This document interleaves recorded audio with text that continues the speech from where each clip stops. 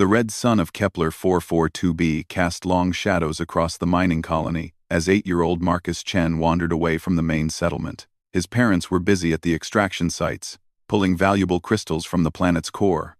The work was dangerous and boring, so Marcus often found himself exploring the strange landscape around their temporary home. The crystalline caves sparkled like diamonds in the alien sunlight. Marcus had discovered them 3 days ago and couldn't stop thinking about the way the light danced on the walls. His parents had told him to stay close to the camp, but the caves were only a short walk away. What could go wrong? Marcus squeezed through a narrow opening between two large crystal formations. Inside, the cave opened into a huge chamber filled with glowing purple and blue crystals. The boy's eyes grew wide with wonder. He had never seen anything so beautiful, not even in the pictures from Earth that his mother showed him.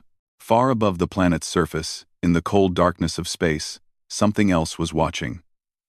The Void Wolverines had arrived on Kepler 442b 2 days ago. They traveled between worlds in their own strange way, riding the solar winds and magnetic fields that connected star systems. These creatures were legends throughout the galaxy. Every spacer, every miner, every colonist knew their name and feared it. The pack consisted of 12 adult Void Wolverines. Each one was the size of an Earth bear, but built for killing. They had 6 legs that ended in claws sharp enough to cut through starship hull metal. Their black fur seemed to absorb light, making them nearly invisible in shadow. Most terrifying of all were their electromagnetic senses. They could detect the bioelectric field of any living creature from miles away. The pack leader was an old female named by her species as Death Singer. She had hunted across 17 different worlds and had never lost prey once she began tracking it. Her electromagnetic senses were so sharp that she could tell the difference between different species just by the pattern of their bioelectric fields. She could sense fear, excitement, and even the dreams of sleeping creatures. Death Singer lifted her massive head and tested the air. Something was different about this world. The usual mix of fear scent from the human colonists was there, but there was something else. Something small and curious, and completely unafraid. She made a low rumbling sound that told the other Wolverines to gather around her. The pack moved down from the hills where they had been resting. Their 6 legs carried them silently across the rocky ground. They communicated through electromagnetic pulses that no other species could detect. The hunt was beginning. Marcus was deep in the crystal cave now, following a path that seemed to go on forever. He stopped to touch a particularly bright crystal that pulsed with inner light. It was warm under his fingers, like it was alive somehow. He wondered if his parents would believe him when he told them about this place. The boy didn't notice that his small communicator had stopped working. The crystals in the cave created an electromagnetic field that blocked most technology. He was cut off from the colony, alone in a maze of glowing stone. Death Singer and her pack reached the cave entrance. The Wolverine leader's senses told her everything she needed to know about their prey. It was young, probably a human child based on the bioelectric pattern. It was alone and trapped in the cave system. Most importantly, it showed no signs of fear or awareness of danger. This puzzled Death Singer. In all her years of hunting, prey animals always showed fear when she got close. Their bioelectric fields would spike with terror and adrenaline, but this small human seemed completely calm, even happy. Such behavior was unknown among the creatures she had hunted before. The pack spread out around the cave entrance. There were other exits, but Death Singer's senses told her the small human was moving deeper into the cave system, not toward any escape route. This was perfect. The Wolverines began their slow, methodical approach. Marcus had been walking for almost an hour when he realized he was lost. The cave tunnels all looked the same, filled with the same beautiful glowing crystals. He tried to use his communicator to call his parents, but the device showed no signal. For the first time, a small worry crept into his mind.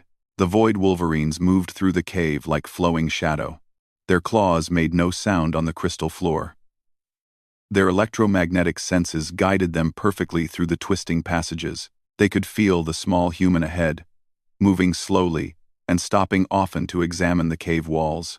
Death Singer was impressed by the efficiency of the hunt. The cave system was like a trap designed specifically for their use. Multiple passages led to the same central chamber where the human was heading. There would be no escape once they surrounded their prey there. The pack had perfected this hunting strategy over thousands of years. They would drive prey into enclosed spaces, then attack from all sides at once. No creature had ever escaped once the circle was complete. The Wolverines' reputation across the galaxy was built on this simple but deadly tactic. Marcus finally reached the end of the tunnel he had been following. It opened into the largest chamber yet, with crystals covering every surface from floor to ceiling. The light was so bright here that it hurt his eyes at first. As they adjusted, he saw that there were several other tunnels leading into this same room. He was standing in the center of the chamber, turning slowly to look at all the beautiful formations around him, when he heard the first sound. It was a low humming noise that seemed to come from everywhere at once. The crystals picked up the sound and amplified it, creating an eerie harmony that made the hair on the back of Marcus's neck stand up. The Void Wolverines emerged from the tunnels one by one. Their black forms moved like living shadow against the bright crystal walls. Marcus saw the first one and stopped turning. Then he saw the second and the third. Soon he could see all 12 of them, standing perfectly spaced around the edge of the chamber. The boy stood perfectly still in the center of the circle, his young mind trying to understand what he was seeing. These creatures were bigger than any animal he had ever seen. Their claws gleamed in the crystal light. Their eyes glowed with an inner fire that spoke of intelligence and deadly purpose. Marcus Chen was 8 years old, alone, and surrounded by the galaxy's most feared predators. Marcus stared at the creatures surrounding him. His 8-year-old brain struggled to process what he was seeing. These animals were nothing like the pictures in his learning books.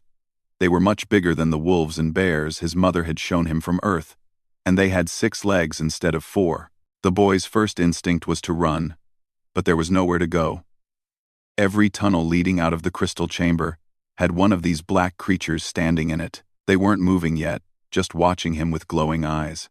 Marcus had the strange feeling that they were studying him, like he was some kind of interesting puzzle. Death Singer observed the small human with growing curiosity. Most prey animals would be screaming or running by now. Some would try to fight, though that never ended well. But this tiny creature just stood there looking back at them. Its bioelectric field showed confusion and a little fear, but nothing like the terror she expected. The Wolverine leader made a soft clicking sound with her throat. It was a command the pack knew well. Begin the approach. The 12 predators started moving inward, taking slow, careful steps toward the center of the chamber where Marcus stood. Marcus watched the creatures move closer. Each step they took made the circle smaller. He tried to think of what his father had taught him about dangerous animals. Stay calm, his father had said. Don't make sudden movements. Don't run unless you're sure you can get away. But these weren't Earth animals. Marcus had never seen anything like them in any of his learning programs. Their black fur seemed to absorb the light from the crystals. When they moved, their muscles rippled under their skin like powerful machines. The claws on their feet left scratches in the hard crystal floor. The boy raised his hand slowly, trying to look as non-threatening as possible. "I'm not going to hurt you," he said in a small voice. His words echoed strangely in the crystal chamber, bouncing back from the walls in distorted patterns. The Wolverines stopped moving when they heard him speak. Death Singer tilted her massive head to one side.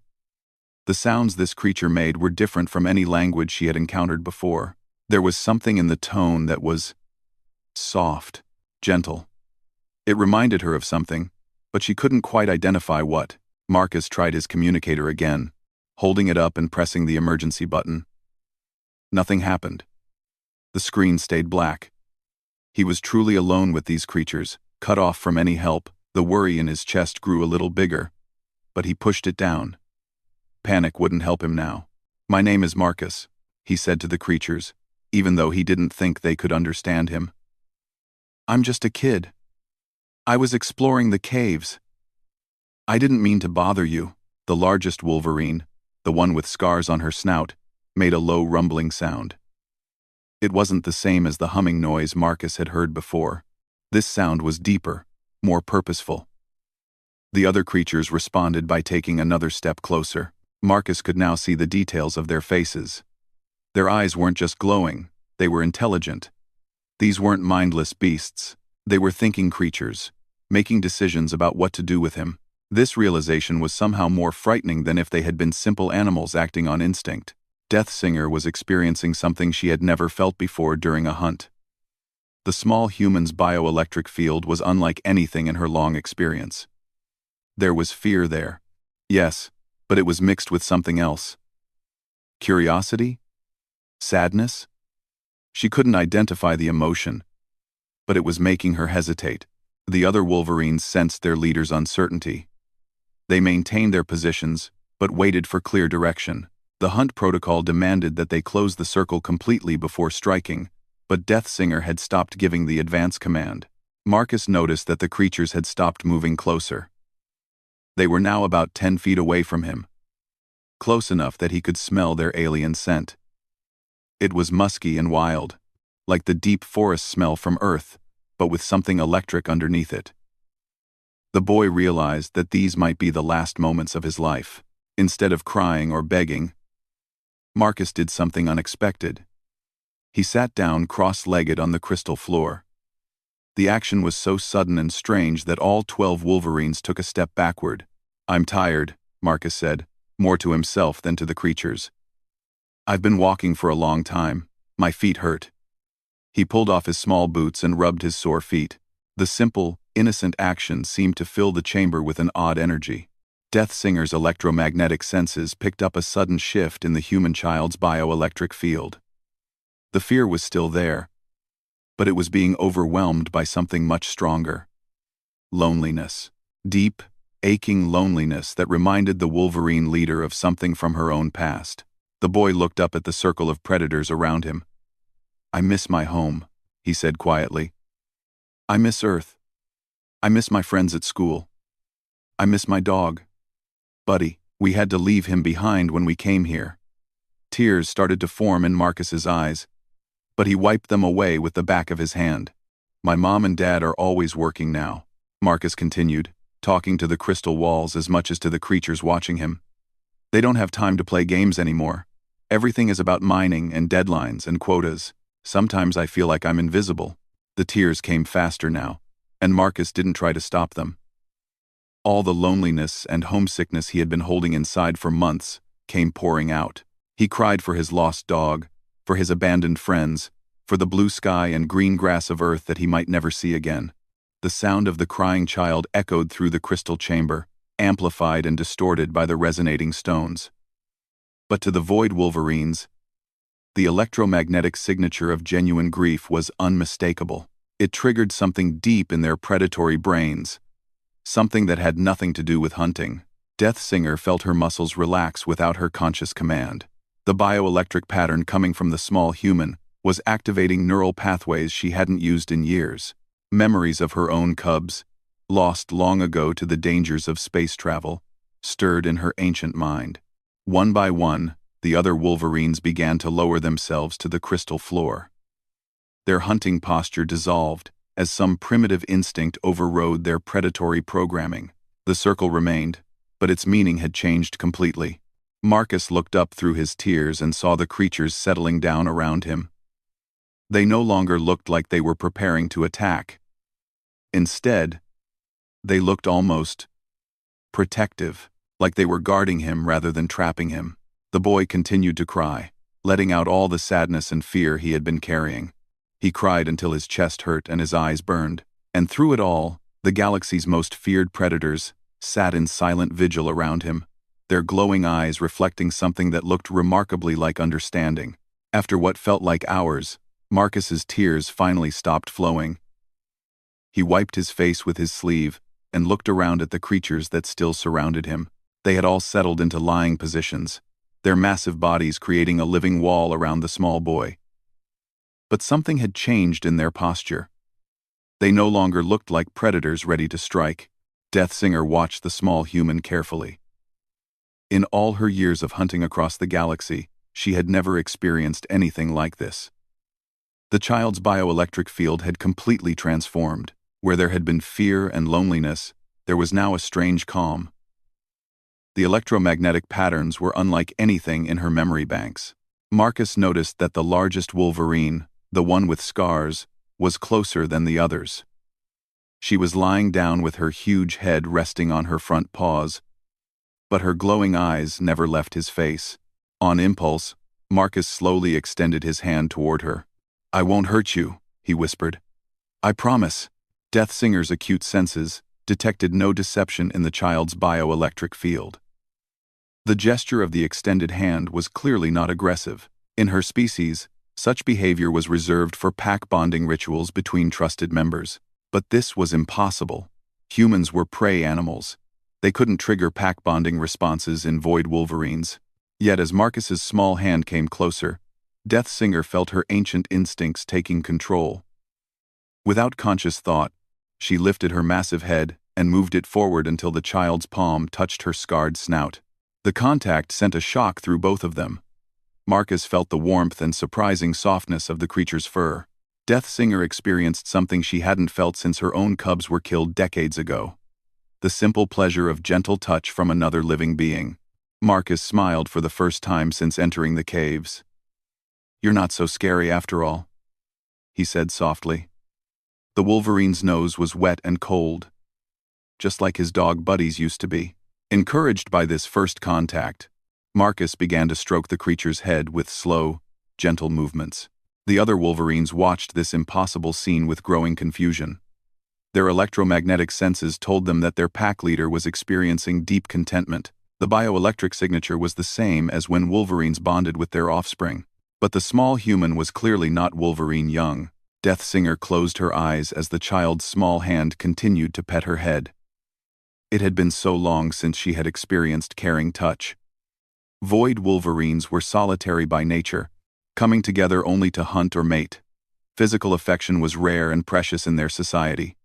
This tiny human was offering something she had thought was lost forever. Marcus grew bolder and began to stroke behind the creature's ears.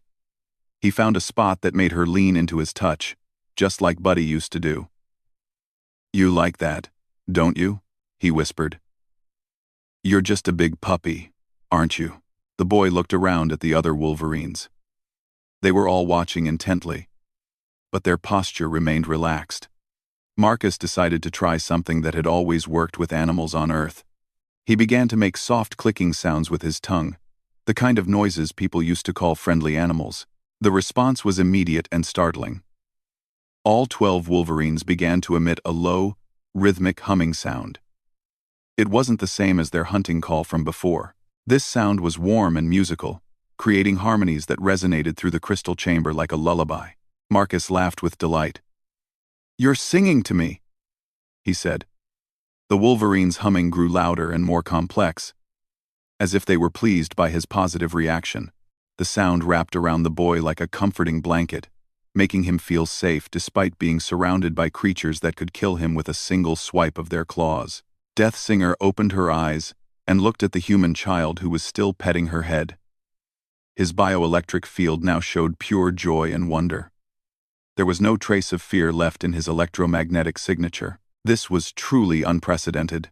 No prey animal had ever lost its fear of her so completely.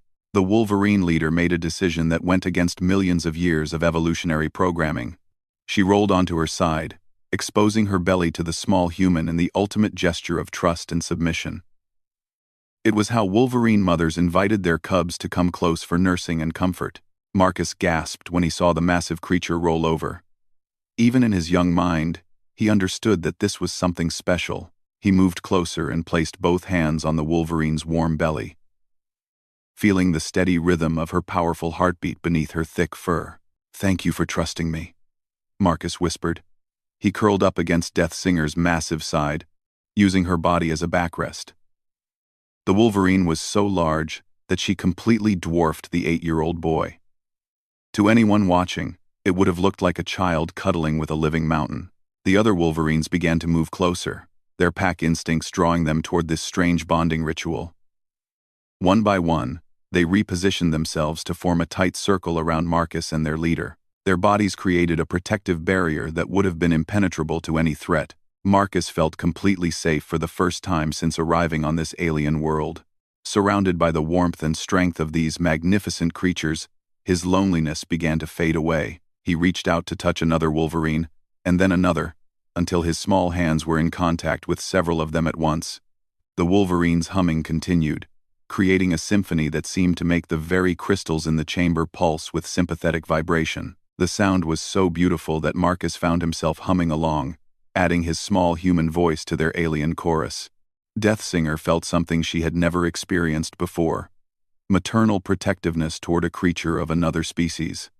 This small human had somehow activated every pack-bonding instinct in her genetic code. She would defend him with her life if necessary. More importantly, she would nurture him as if he were her own cub. The pack leader lifted her great head and looked at each of her companions. Through electromagnetic communication too complex for any other species to understand, she conveyed a simple message. This human is Pack now. Protect him, care for him. He is one of us. The other Wolverines responded with agreement pulses that created ripples of blue light across their dark fur. The pack had gained an unusual new member, and they would treat him according to their ancient codes of loyalty and protection. Marcus had no idea of the profound change that had just taken place. He only knew that he was no longer alone and afraid. These creatures, whatever they were, had accepted him. They were his friends now, maybe even his family.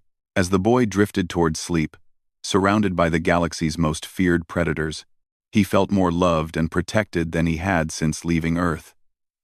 The Wolverines continued their gentle humming, a lullaby that would guard his dreams in this crystal chamber, deep beneath an alien world. The hunt was over, but something far more important had begun. Dr. Sarah Chen had been searching for her son for 6 hours. The mining colony's emergency sensors had finally picked up Marcus's biosignature deep in the crystal cave system. But the readings made no sense. His vital signs showed that he was calm, almost sleepy. There should have been panic, fear, stress from being lost in dangerous caves. "This way," called Commander Torres, the colony's security chief. He held up his scanner and pointed toward a passage that glowed with purple light. "The boy's signal is coming from the main chamber, about 200 meters ahead." Dr. Chen pushed past the security team and ran toward the passage. Behind her, her husband, Dr. James Chen, struggled to keep up while carrying emergency medical supplies. Both parents had been prepared for the worst when they learned their son was missing in caves known to be dangerous. "Sarah, wait," called Dr. James Chen. "The readings are showing other life forms in there with him. Large ones. We need to be careful." Dr. Sarah Chen stopped running and looked at her portable scanner. Her blood went cold when she saw the readings. 12 large biosignatures surrounded Marcus's smaller one. The electromagnetic patterns matched no known species in the colonial database, but the size readings suggested creatures as large as bears. "Oh God," she whispered. "He's trapped in there with animals." Commander Torres motioned for his team to ready their weapons. "We're going in fast and hard," he said quietly. "Stun everything that moves, except the boy. These caves have acoustic amplification, so even stunner fire will make a lot of noise. Be ready for the animals to panic." The rescue team moved carefully down the crystal passage. The walls around them pulsed with inner light that made their shadows dance strangely. As they got closer to the main chamber, they began to hear something unexpected. A low, musical humming that seemed to come from multiple sources. "What is that sound?" asked Dr. James Chen. He had never heard anything like it in all his years studying alien life forms. Dr. Sarah Chen was analyzing the acoustic patterns on her scanner. "It's some kind of harmonic communication," she said. "Multiple creatures creating synchronized sound waves. But the frequency suggests this isn't aggressive behavior. This sounds almost like..." "Like what?" Commander Torres demanded. "Like lullabies," Dr. Sarah Chen said in wonder. "They're singing lullabies." The team reached the entrance to the main chamber and peered inside. What they saw defied everything they thought they knew about predator behavior. Marcus was sleeping peacefully in the center of a circle of massive black creatures. Using one of them as a pillow, the beasts were arranged in a perfect protective formation around the boy. "Void Wolverines," Commander Torres whispered in terror. "Those are Void Wolverines. How is that boy still alive?" Dr. Sarah Chen stared at the scene in amazement. As a xenobiologist, she had studied every known species in the galaxy. Void Wolverines were legendary killers that had never been observed showing anything but aggressive behavior toward other species.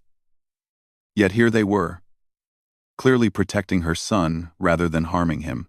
"Nobody move," she said quietly. "And power down your weapons. I don't think they're hunting him." "Are you crazy?" Torres hissed. "Those things are the deadliest predators in known space. Then why is Marcus still breathing?"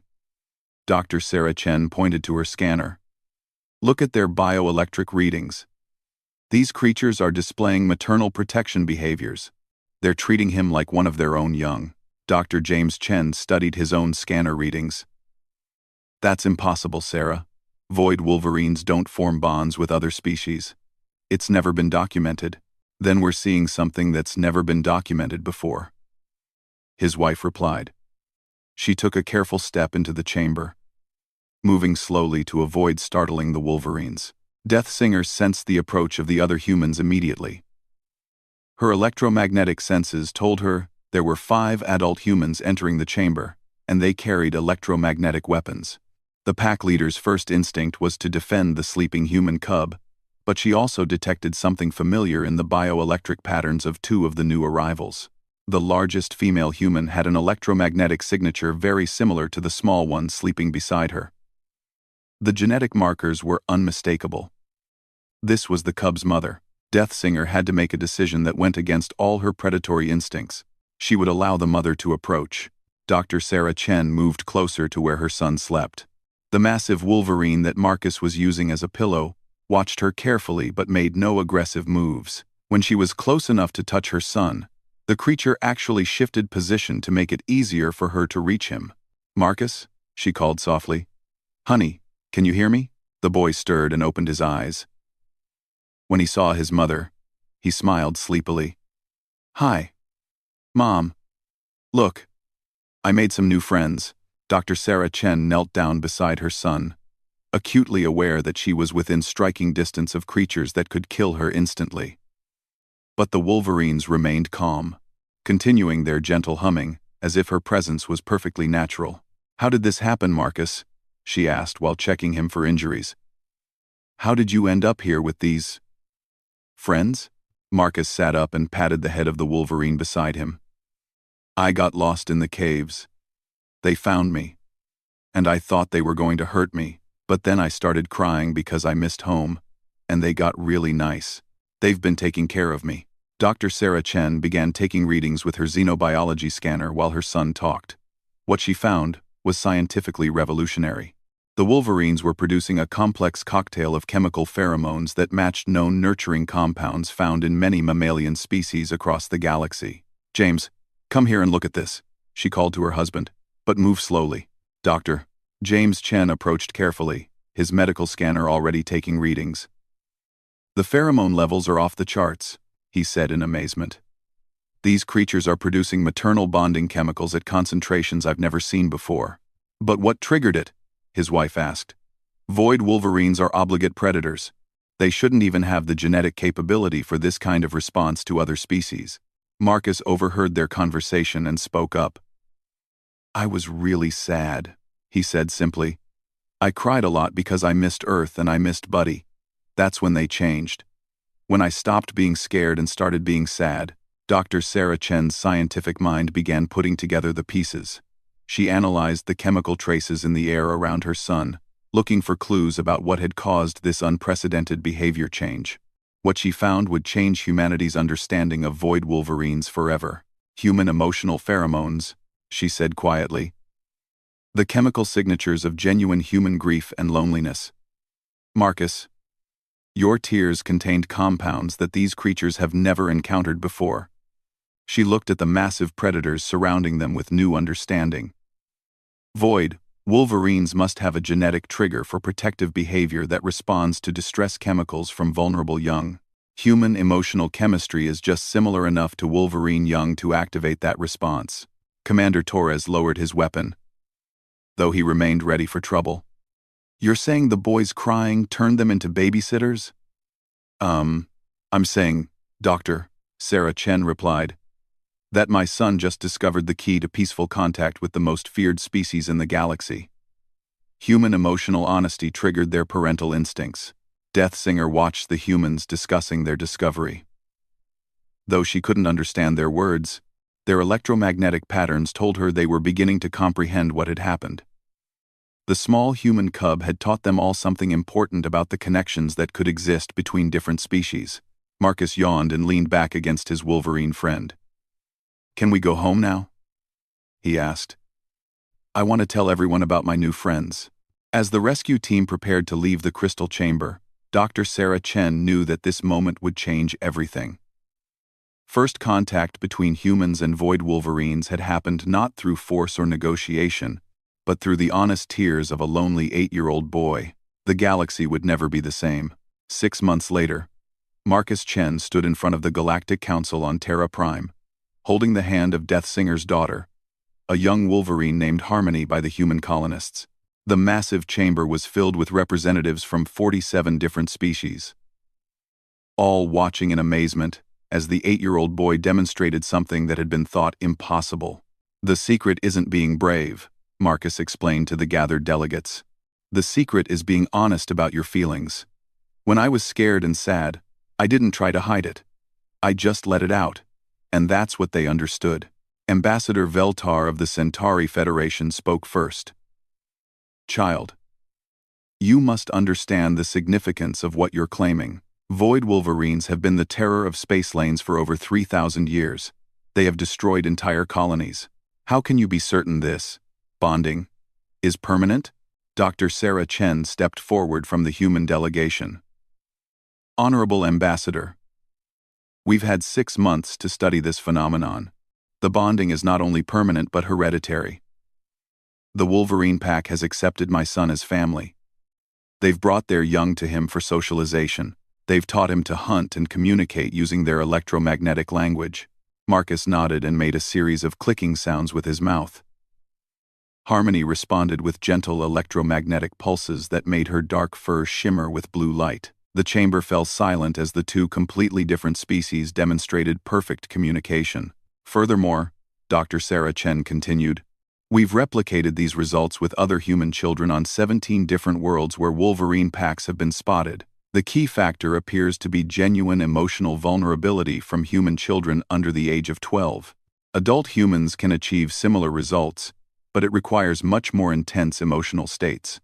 The Altarian trade representative raised a tentacle in question. "Dr. Chen, are you suggesting that human emotional chemistry is somehow unique in the galaxy?" That's exactly what I'm suggesting," she replied. "We've tested the emotional pheromone patterns of 43 different species. Human grief and loneliness chemistry is unlike anything else we've found. When combined with our species' natural empathy responses, it creates a perfect trigger for Void Wolverine protective instincts." Marcus was getting restless, standing still for so long, so he started playing a simple game with Harmony. He would hide his face behind his hands, then reveal it suddenly while making silly faces. The young Wolverine responded by covering her own eyes with her massive paws, then uncovering them with what looked remarkably like a grin. The sight of a human child playing peekaboo with a baby Void Wolverine was enough to convince even the most skeptical council members that something fundamental had changed in the galaxy. Commander Torres, now promoted to Director of Interspecies Relations, presented his security report. "The implications for frontier colony defense are enormous," he said. "Worlds that establish Wolverine partnerships report 0 attacks from hostile wildlife, 0 pirate raids, and 0 unexplained equipment failures. The Wolverines act as early warning systems and active protectors. But how do we ensure the safety of the human children involved in these programs?" asked the delegate from Proxima Colony. "Surely there must be risks." Marcus laughed and hugged Harmony around the neck. The young Wolverine, who was already twice his size, gently licked his face with her rough tongue. "They're not dangerous if you treat them like friends instead of monsters," the boy said. "You just have to trust them, and let them trust you back." Dr. Sarah Chen pulled up holographic displays showing Wolverine pack behavior over the past 6 months. The data is clear. In every case where proper emotional bonding protocols have been followed, human Wolverine partnerships have resulted in improved survival rates for human colonies and better territory management for Wolverine packs. The hologram showed children from dozen different worlds, all working alongside Wolverines in various activities. Human kids rode on Wolverine backs through dangerous terrain. Wolverines shared their electromagnetic senses to help human engineers detect mineral deposits. Young humans and Wolverines played together in ways that would have been inconceivable just months before. The Wolverines are also learning from us, Doctor, Sarah Chen continued. They've begun modifying their hunting patterns to avoid damaging ecosystems. They're sharing their knowledge of space navigation with our pilots. Some packs have even begun protecting other species, not just humans. The Galactic Council chamber buzzed with discussion in dozens of different languages. Representatives who had spent centuries fearing void Wolverines were seeing them in an entirely new light. Ambassador Veltar called for order. Dr. Chen, what are you proposing the Council do with this information? We're proposing the establishment of the Human-Wolverine Partnership Program, she replied. Voluntary colonies throughout the galaxy can request Wolverine families to establish permanent relationships with human families. We provide the emotional bonding protocols, safety training, and ongoing support. Marcus stepped up to the speaking platform without being asked. At 8 years old, he had become the galaxy's first Wolverine whisperer, and he wanted to make sure everyone understood the most important part. The Wolverines aren't our pets or our guards, he said in his clear child's voice. They're our friends, real friends. They take care of us, and we take care of them. They teach us things about the universe that we never could have learned by ourselves. He looked out at the assembled delegates, some of whom were larger than buildings, others no bigger than his hand. My mom says humans are special because we can make friends with almost anyone, even people who are really different from us. Maybe that's why the Wolverines like us so much. We don't try to change them or control them. We just want to be friends. Harmony made a soft rumbling sound and nuzzled against Marcus's shoulder. The boy petted her massive head and continued speaking. Before I met Deathsinger and her pack, I was really lonely. Now I have friends who will stick with me no matter what. They've taught me how to listen with more than just my ears, how to feel the electromagnetic music that flows through everything in space. Marcus paused and looked directly at Ambassador Veltar. The universe is big and scary sometimes, but it's a lot less scary when you have friends who understand you, even if they're different from you. That's what humans do best. We make friends. And now, the scariest creatures in the galaxy want to be our friends too. The vote was unanimous.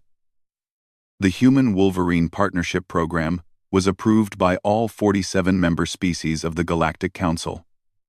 Within a year, human colonies throughout known space were forming bonds with Wolverine packs, creating a network of friendship and protection that spanned thousands of worlds.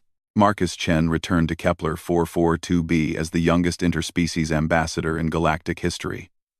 He spent his days playing with Wolverine cubs, teaching them human games, and learning their ancient songs. The mining colony became a training center where humans and Wolverines could learn to work together. Deathsinger remained as the pack leader, but she had gained a new role as well. Grandmother, to a human child who had taught her species that some of the best treasures in the universe couldn't be hunted or captured. They could only be freely given through trust, empathy, and the simple honesty of genuine emotion. The galaxy's deadliest predators had become humanity's greatest friends, all because one lonely little boy had the courage to cry honest tears in a crystal cave far from home. In doing so, Marcus Chen had proved something that humans had always believed but never been able to demonstrate. That friendship and understanding could bridge any gap, no matter how impossible it seemed. The stars themselves seemed brighter now, knowing that even in the darkest corners of space, there was always room for friendship to grow.